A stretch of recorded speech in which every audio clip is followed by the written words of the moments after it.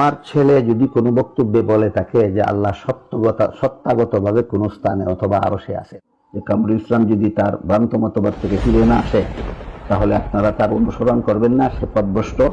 আপনারা কেউ আমার ছেলে মনে করে যদি পথভ্রষ্ট হওয়া সত্ত্বেও তার অনুসরণ করেন, আপনারাও পথভ্রষ্ট হবেন। এই জন্য আপনারা দায়ী থাকবেন, যে পথভ্রষ্ট করবে সে। আল্লাহ কোথায় এই আকীদার ব্যাপারে যদি আপনাদেরকে জিজ্ঞেস করি, শুধু আবু হানিফা নয়, 4 ইমামের মুত্তাফাক আকীদা আল্লাহ সত্তাগতভাবে আরশে। সত্তাগতভাবে কোথায়? আরশে। 4 ইমামের সবার মুত্তাফাক রায়, সমন্বিত রায় এটা। ইমাম মালিকের তো প্রসিদ্ধ কাউল, আল ইস্তিওয়া মা'লুমুন ওয়াল কাইফু মাজহুলুন ওয়াস সুআলু আনহু বিদআহ। আল্লাহ যে আরশে বিদ্যমান রয়েছেন সত্তাগতভাবে, এটা একদম জানাশোনা কথা, এটার উপর আমাদের ঈমান। কাইফিয়ত, কিভাবে আল্লাহ বসেছেন না শুয়েছেন না দাঁড়াইছেন, এই কথা জিজ্ঞেস করা গোমরাহি। কে বলেছেন? ইমাম মালিক। আবু হানিফার ফাতাওয়া তো আরো কঠিন। মাইয়াকুল আইনাল্লাহু লা আ'লাম ফাকাদ কাফার। আবু হানিফার ফাতাওয়ার সার অংশ কথা। আবু হানিফা বলেন, যে ব্যক্তি বলবে আল্লাহ কোথায় আমি জানি না, হে কুফরি করছে। কেন? আল্লাহ নিজে বলছেন আল্লাহ আরশে। তাহলে আইন আল্লাহ এর মাসালায় আল্লাহ কোথায়, এর মাসালায় সালাফদের আকীদা, আবু হানিফার আকীদা, সাহাবায়ে কেরামের আকীদা, রাসূলের আকীদা, কোরআন সুন্নাত খায়রুল কুরআনের সবার আকীদা তো এক ছিল। কোনো বক্তব্যে বলে থাকে যে আল্লাহ সত্তাগতভাবে কোন স্থানে অথবা আরশে আছেন, তাহলে আমার আশঙ্কা হয় সে বর্তমান সময়ের চরম ফিতনাওয়াজ লামাযাবিদের খপ্পরে পড়ে বলে। কিন্তু নিজের ভিন্নমতটাকে টিকানোর জন্য যারা সালাফের আকীদাকে ধরে রেখেছে, তাদেরকে এসে আহলে হাদিস বলে ছুরি মারতেছেন। কোন ইসলামের শিক্ষা নিয়ে করতেছেন? আপনার মতো আরো বিভিন্ন জনের মুখে শুনে আমি তাকে সতর্ক করেছি যে এটা আহলে সুন্নাত ওয়াল জামাতের মতবাদ নয়, এটা মুশাব্বিহা মুজাসসিমাদের ভ্রান্ত মতবাদ।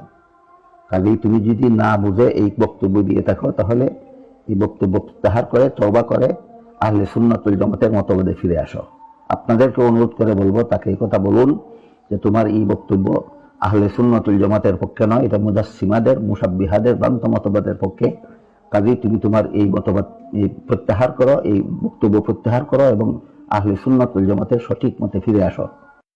অগত্যা আল্লাহ না করুন, আমিও সতর্ক করি, আপনারাও সতর্ক করার পরে যদি এই ভ্রান্ত মতবাদ থেকে ফিরে না আসে, তাহলে আপনারা যারা আমার এবং হক্কানি উলামায়ে কেরামের এই দিক নির্দেশন অনুপাতে যারা হক পথে চলেন, হক আকীদা পোষণ করেন, হক পথে চলতে চান, আমি আপনাদেরকে বলবো যে কামরুল ইসলাম যদি তার ভ্রান্ত মতবাদ থেকে ফিরে না আসে, তাহলে আপনারা তার অনুসরণ করবেন না, সে পথভ্রষ্ট। আপনারা কেউ আমার ছেলে মনে করে যদি পথভ্রষ্ট হওয়া সত্ত্বেও তার অনুসরণ করেন, আপনারাও পথভ্রষ্ট হবেন। এই জন্য আপনারা দায়ী থাকবেন, যে পথভ্রষ্ট করবে সে দায়ী থাকবে, এর কোনো দায়ভার আমার উপর। শামসুদ্দিন যাহাবী রাহিমাহুল্লাহ ইতিহাস বিখ্যাত একজন মুহাদ্দিস, যার কাছ থেকে ইলমে ইস্তেফাদা না নিলে, যার কাছ থেকে হাদিসের ফায়দা না নিলে কোন মানুষ মুহাদ্দিস বললে নিজেকে পরিচয় দিতে পারে না। এমন এক গুরুত্বপূর্ণ ব্যক্তিত্ব হাদিসের শাস্ত্রে শামসুদ্দিন যাহাবী রাহিমাহুল্লাহ। ওনার লেখা কিতাবুল উলুম পড়েন না, আকীদার কিতাবগুলো খোলেন, সালাফদের লেখা কিতাবগুলো আনেন সামনে, তো তাদের লেখনে তাদের আকীদা ইমাম আবু হানিফার আকীদা। আপনি এসে আবু হানিফার থেকে ভিন্ন মত পোষণ করেছেন, এটা আপনার দোষ, এটা আবু হানিফার দোষ না। আবু হানিফার সাথে যদি অন্য কারো আকীদা মেলে, এটা তো আপনার, এটা তো ওই লোকের দোষ না, দোষ তো আপনার আকীদা গরমিল করছেন কেন? ঠিক কিনা ভাই? এই কথা আমরা বললে আমরা আহলে হাদিস। কিরে ভাই, আবু হানিফার আকীদার পক্ষে আকীদা পোষণ করলাম আমি আহলে হাদিস, তাইলে হে হানাফি কেমন এলো আবু হানিফার বিরুদ্ধে আকীদা শিক্ষা? অদ্ভুত হানাফি স্লোগান।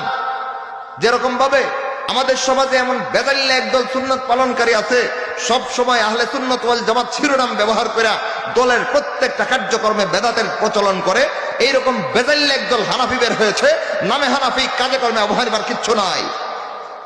ওই লোকগুলোর সামনে যখন আবু হানিফার মাসলাক মানহাজ পেশ করা হয়, তখন সহ্য হয় না, প্রতিবাদ করার আর কোনো দলিল খুঁজে পায় না, পিছন থেকে জোরে দেয় আহলে হাদিস আহলে হাদিস। আছে না নাই কিছু লোক, ওই লোকগুলো এসে আমাদেরকে সেই মারে আহলে হাদিস হয়ে গেছে।